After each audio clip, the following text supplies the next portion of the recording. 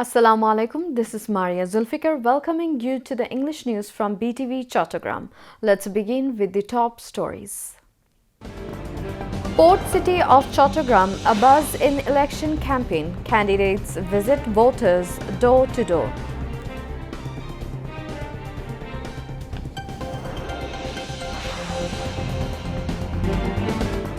BNP announces election manifesto, pledges 9 commitments.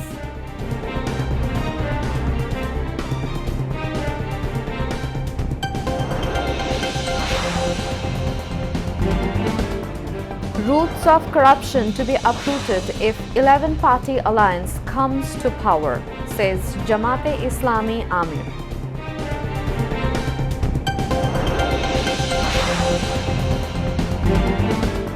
Around 4 lakh postal ballots of expatriate voters arrived the country so far.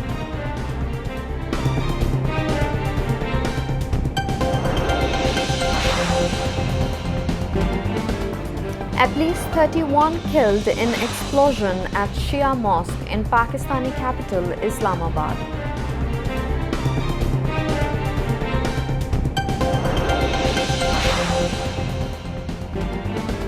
And India still under-19 World Cup, beating England by 100 runs in Raater.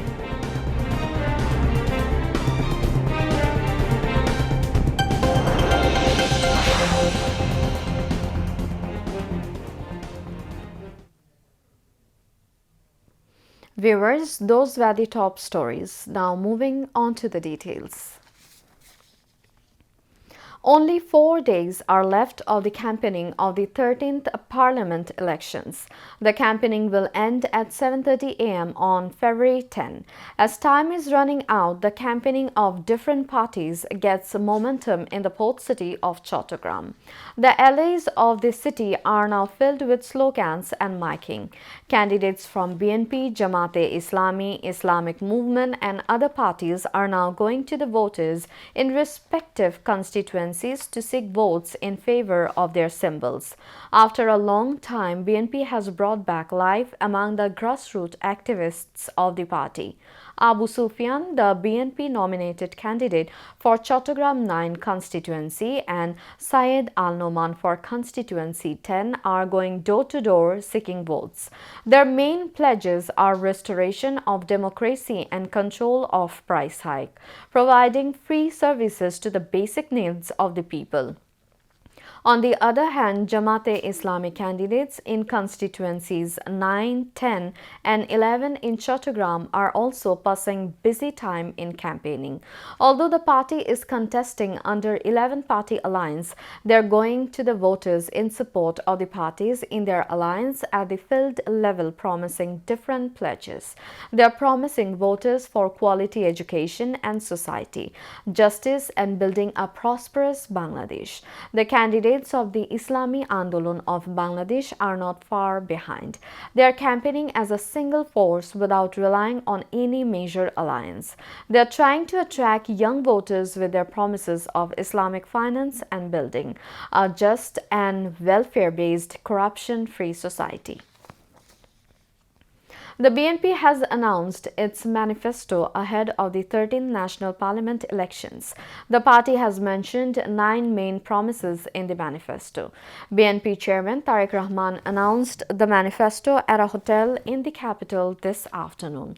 The 9 main pledges mentioned in the manifesto are that the family card will be launched to protect marginal and low-income families, and the supply of daily necessities of 2,500 taka or equivalent will be ensured every month. The BNP election manifesto said subsidies, easy loans, agricultural insurance and state-managed marketing will be strengthened through the farmer card to ensure fair prices for farmers' crops. The manifesto also said if the BNP comes to power, 1 lakh health workers will be appointed across the country to build a corruption-free and humane health system. Disease prevention activities, including quality treatment, complete maternal and child health care, will be expanded at the district and metropolitan levels. Announcing the manifesto, Tariq Rahman said a practical skill and value-based education policy will be formulated with the aim of establishing a joyful and work-oriented education system. With utmost importance in primary education, technological support for teachers and students and midday meals will be introduced. Tariq Rahman said, moreover, to ensure the future of the youth, employment creation, technical and language skill development, startup and entrepreneurship support, integration into global e-commerce platforms are merit-based, government appointments will be ensured.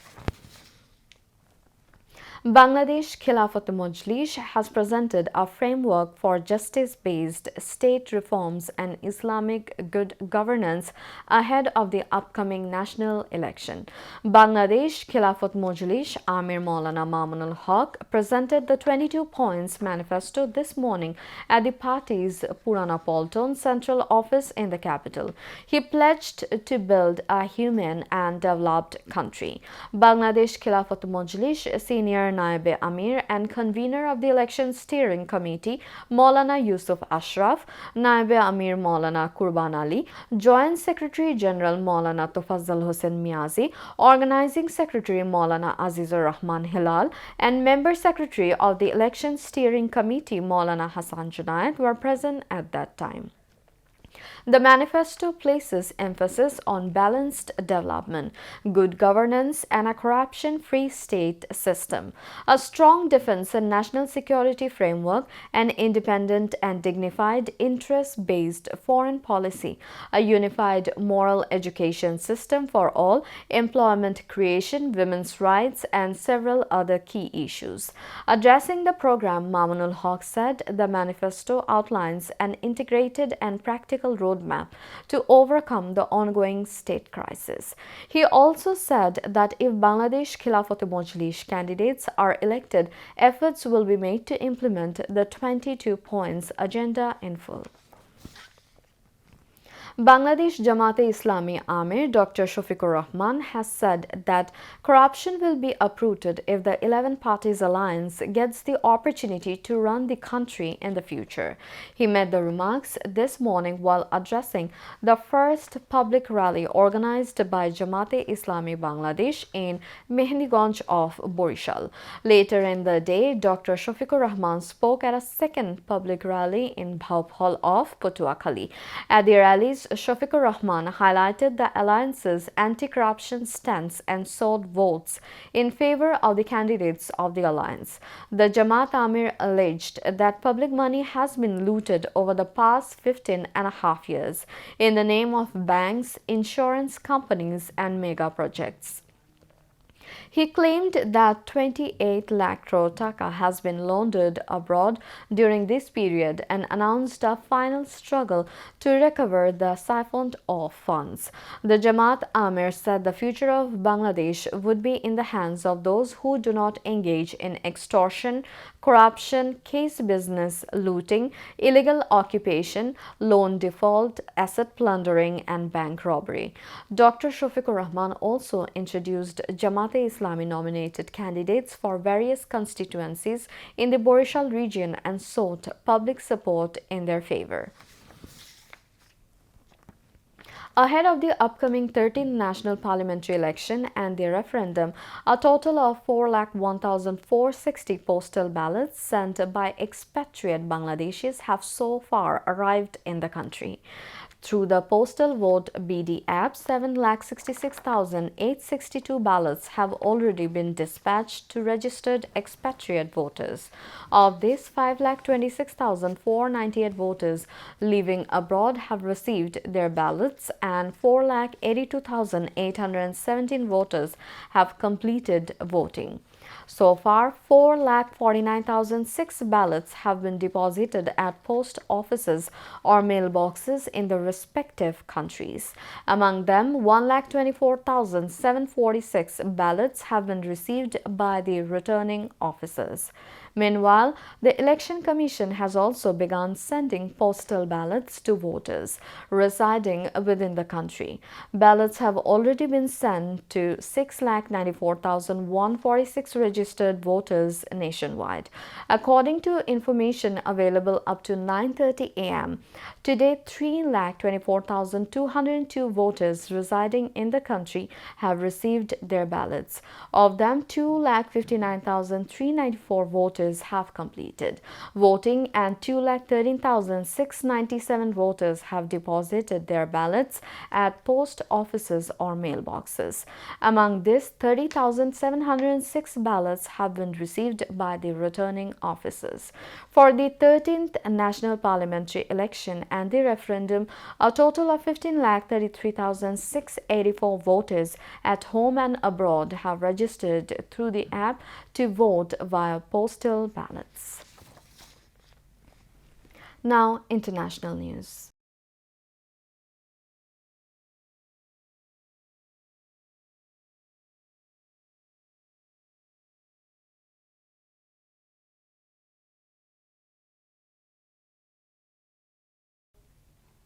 At least 31 people have been killed and 169 others have been injured in an explosion at a Shia mosque in the Pakistani capital, Islamabad. The attack in the Tarlai area of the city, which police say was carried out by a suicide bomber, happened as people gathered for Friday prayers. Pakistan's president says targeting innocent civilians is a crime against humanity. The blast happened at a time when there is a talk of a military operation in Tira Valley in Pakistan's restive Afghan border region. Thousands of families have recently migrated from the valley to safer locations, although Pakistan government has not officially confirmed the operation. Pakistan recently witnessed a major coordinated militant attack at multiple locations in the province of Balochistan, where security forces on Thursday said they killed more than 200 militants. The second day of peace talks between Russian and Ukrainian delegations concluded on Thursday in Abu Dhabi, United Arab Emirates, with mediation by the United States. During the talks, both sides agreed to carry out a major exchange of prisoners of war. Officials said this will be the first large-scale prisoner swap between Russia and Ukraine in the past 5 months.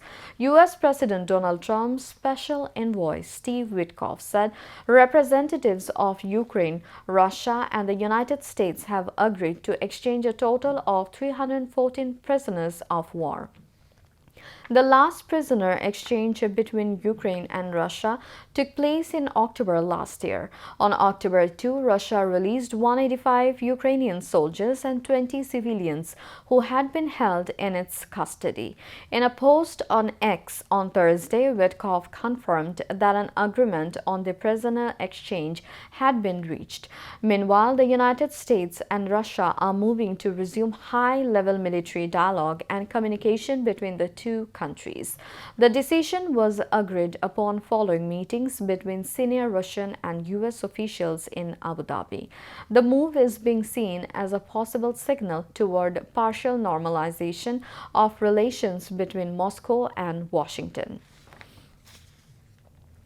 U.S. and Iranian officials have ended discussion for now in Oman after weeks of escalating tensions and fears of a military confrontation between the two countries. Oman's Foreign Minister Badr al-Busaidi held separate meetings with Iran's top diplomat Abbas Araghchi, as well as U.S. Special Envoy Steve Witkoff and Jared Kushner. An Iranian Ministry of Foreign Affairs spokesperson says the goal of the meeting was to reach a fair, mutually satisfactory, and honorable agreement regarding the nuclear issue. The exact topics of discussion remained unclear as the Trump administration has been pushing for issues beyond Iran's nuclear program to be on the table, despite clear opposition from Tehran.